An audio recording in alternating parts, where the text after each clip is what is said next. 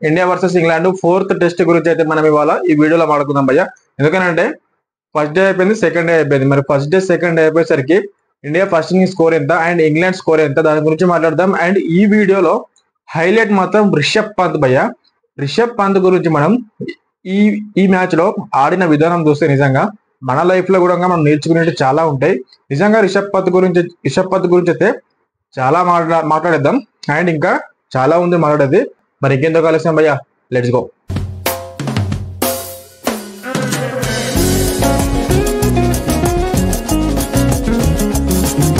Hello, welcome back to career crazy reviews. First of all అయితే నా video కనుక మీరు ఫస్ట్ టైం ఓపెన్ చేసి చూసినట్టయితే, ఎవరైనా కొత్త వాళ్ళు నా వీడియో చూస్తే కింద ఉన్న సబ్స్క్రైబ్ బటన్ సబ్స్క్రైబ్ చేసుకొని పెట్టుకొని భయ్య. ఎందుకంటే నాకు కూడా కొంచెం మోటివేషన్ గా ఉంటుంది, కొంచెం మంచిగా ఉంటుంది.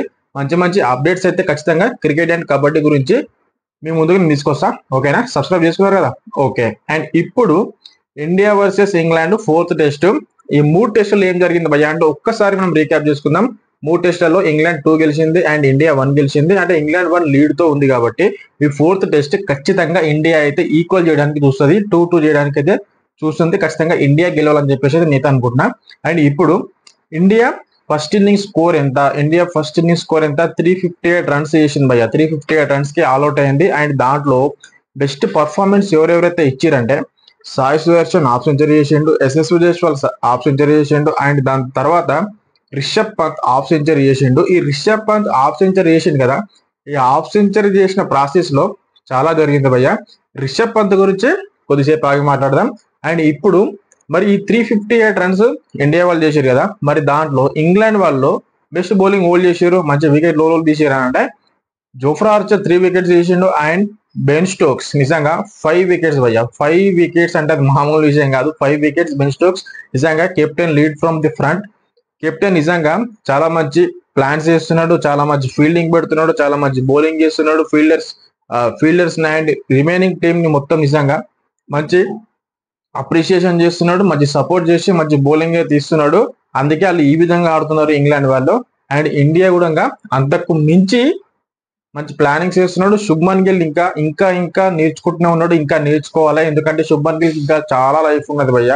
అండ్ శుభ్మన్ గిల్ తో పాటు ఇంకా రిమైనింగ్ ప్లేయర్స్ మంచి ఎక్స్పీరియన్స్ ప్లేయర్స్ ఉన్నారు. రవీంద్ర జడేజా, బుమ్రా లాంటి ప్లేయర్స్ ఉన్నారు కాబట్టి ఖచ్చితంగా శుభ్మన్ గిల్ ఇంకా చాలా నేర్చుకుంటాడు. అండ్ ఇప్పుడు 358 రన్స్ మనోళ్ళు చేసిరు భయ్య. అండ్ దాంట్లో 3 హాఫ్ సెంచరీ లేచి చెప్పినా కదా. అండ్ ఇంగ్లాండ్ వాళ్ళు Ben Stokes and Jofra Archer మంచి పర్ఫార్మెన్స్ ఇచ్చారు. బెన్ స్టోక్స్ 5 వికెట్ తీసిండు, జోఫ్రా ఆర్చర్ 3 వికెట్ తీసిండు. ఇప్పుడు మనం రిషబ్ పంత్ గురించి అయితే మాట్లాడదాం. దాని తర్వాత ఇంగ్లాండ్ సెకండ్ ఇన్నింగ్స్ గురించి మాట్లాడదాం. ఎందుకంటే రిషబ్ పంత్ గురించి మాట్లాడకుండా ఉండాల్సి వస్తుందా? అసలు ఉండబుద్ధి అయితే లేదు భయ్య. ఎందుకంటే అలాంటి నాకు రిషబ్ పంత్ నిజంగా నీకు ముందే సల్యూట్ చేస్తున్నా. ఎందుకంటే రిషబ్ పంత్ ఎప్పుడైతే క్రిస్ వోక్స్ వేసిన బౌలింగ్ లో 30+ రన్స్ రిషబ్ పంత్ ఉన్నప్పుడు పాదానికి దెబ్బ తాకుతుంది. బాల్ వచ్చి పాదానికి తాకినప్పుడు దాని నుంచి రక్తం కూడా వస్తుంది. అసలు రిషబ్ పంత్ చాలా పెయిన్ ఫీల్ అవుతాడు, చాలా ముత్తుకుంటాడు, చాలా వేస్తాడు. అసలు ఆ సిచ్యువేషన్స్ నిజంగా మనం చూస్తామంటే మనకు కూడా నిజంగా అంటే రియల్ గా మ్యాచ్ చూస్తున్నప్పుడు, లైవ్ లో మ్యాచ్ చూస్తున్నప్పుడు మనకు కూడా చాలా బాధ ఫీల్ అయి ఉంటాం, చాలా ఎమోషనల్ గా ఫీల్ అయి ఉంటాం. ఎందుకంటే రిషబ్ పంత్ అంత పెద్ద యాక్సిడెంట్ నుంచి రికవర్ అయ్యి మళ్ళీ వచ్చి థర్డ్ టెస్ట్ లో కూడా ఇంకా ఫింగర్ ఇంజూరీ అయింది, అయినా కానీ మళ్ళీ బ్యాటింగ్ వచ్చి ఆడిండు. అండ్ ఇప్పుడు కూడా పాదానికి కాలుకు దెబ్బ తాకినప్పుడు బ్లడ్ కూడా వస్తున్నప్పుడు నిజంగా మళ్ళీ అసలు నడవలేని సిచ్యువేషన్ లో వెహికల్ పైన తీసుకొని అసలు అందరు అనుకున్నారు రిషబ్ పంత్ మళ్ళీ వచ్చి ఆడతాడా, అసలు గ్రౌండ్ లోకి అడుగు పెడతాడా, అసలు ఈ టెస్ట్ సిరీస్ మొత్తం ఆడగలుగుతాడా లేకపోతే ఆడలేడా అని చెప్పేసి చాలా మంది ఫేస్ లో క్వశ్చన్ మార్క్ అనేది వచ్చేసింది. కాకపోతే రిషబ్ పంత్ నిజంగా డే 2లో మళ్ళీ బ్యాటింగ్ కి దిగింది భయ్య. చూసుకోండి రిషబ్ పంత్ గేమ్ స్పిరిట్ చూడండి.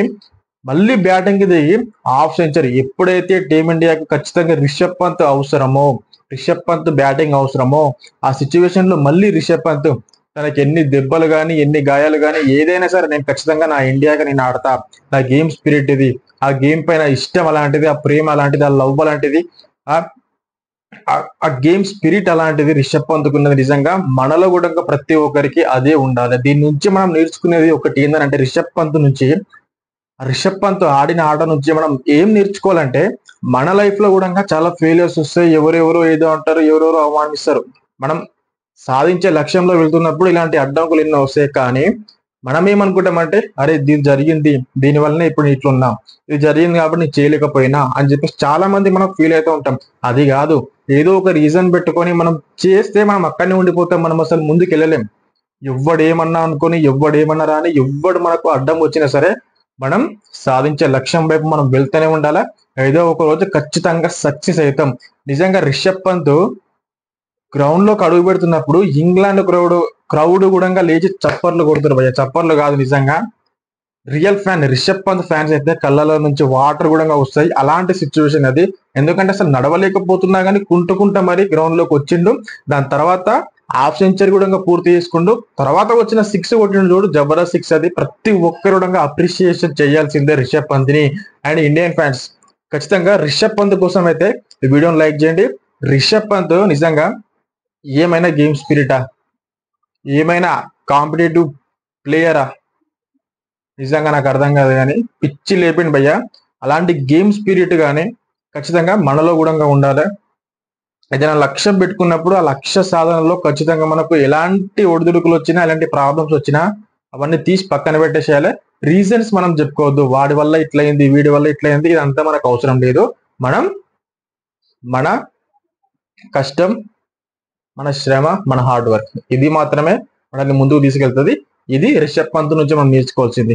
అండ్ రిషబ్ పంత్ నిజంగా యాడ్సప్ మించింది నిజంగా ఇంకా ఏం చెప్పాలన్నా నోటి నుంచి మాట వస్తలేదు రిషబ్ పంత్ కి.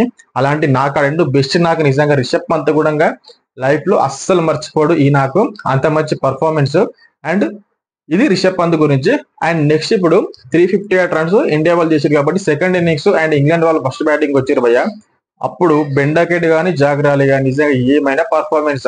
అసలు ఫస్ట్ ఓపెనింగ్ పార్ట్నర్షిప్ నిజంగా 100+ పార్ట్నర్షిప్. అప్పటి వరకు కూడా మనకి ఏం వికెట్లు రాలేవు. అండ్ దాని తర్వాత రవీంద్ర జడేజా వచ్చి ఫస్ట్ వికెట్ తీసిండు, చూసుకో భయ్య, జాక్ రాలేదు, జబర్దస్త్ వికెట్. అండ్ దాని తర్వాత నుంచి అన్షుల్ కాంబోజ్. ఇప్పుడు మనం అన్షుల్ కాంబోజ్ దగ్గరకు వచ్చినాం కాబట్టి రవీంద్ర జడేజా ఒక వికెట్ వచ్చింది అండ్ అన్షుల్ కాంబోజ్ కూడా ఒక వికెట్ వచ్చింది. 2 వికెట్లు తీసిర్రు. అండ్ డే 2 కంప్లీట్ అయ్యేసరికి 225 రన్స్ ఇంగ్లాండ్ వాళ్ళు కొట్టారు. ఇంకా 133 లీడ్ లో ఇండియా వాళ్ళు ఉన్నారు. అంతే, ఇంకా 2 వికెట్స్ మాత్రమే పోయినాయి ఇంగ్లాండ్ వాళ్ళది. అండ్ ఇక్కడ మనం మాట్లాడుకోవాల్సింది ఇంకోటి ఏంటంటే అన్షుల్ కాంబోజ్ పేరు వచ్చింది కాబట్టి అన్షుల్ కాంబోజ్ కి ఫస్ట్ టైం నిజంగా టెస్ట్ మ్యాచ్ లో ఆడుతున్నాడు. అన్షుల్ కాంబోజ్ కూడా చాలా మంచి అవకాశం ఇది. ఇలాంటి అవకాశాలు అసలు ఎవరికి రావు భయ్య. ఇంత మంచి అవకాశం వచ్చింది అన్షుల్ కాంబోజ్ కంటే ఖచ్చితంగా దీన్ని యూజ్ చేసుకోవాలి. మంచి యూజ్ చేసుకొని మంచి వికెట్లు తీసి మంచి పర్ఫార్మెన్స్ ఇచ్చి నిజంగా అందరి మనసులు గెలుచుకోవాలి.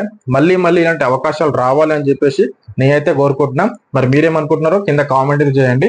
అండ్ ఇప్పుడు 225 రన్స్ అనేది ఇంగ్లాండ్ వాళ్ళు చేసారు భయ్య. ఓన్లీ 2 వికెట్స్ మాత్రం పోయినాయి. 133 రన్స్ మాత్రమే లీడ్ లో ఉన్నారు.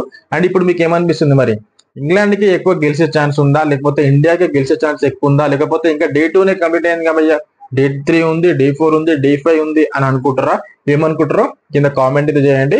అండ్ ఈ వీడియో మొత్తంలో అంటే డే 1 డే 2 రెండు కలిపి నాకైతే హీరో ఎవరు అనుకుంటున్నాను నేనంటే రిషబ్ పంత్. మరి మీకేమనిపిస్తుంది కింద కామెంట్ చేయండి. ఖచ్చితంగా ఎవరికైనా రిషబ్ పంత్ అనిపిస్తుంది. అలాంటి గేమ్ స్పీడ్ అయితే చూపించండి భయ్య.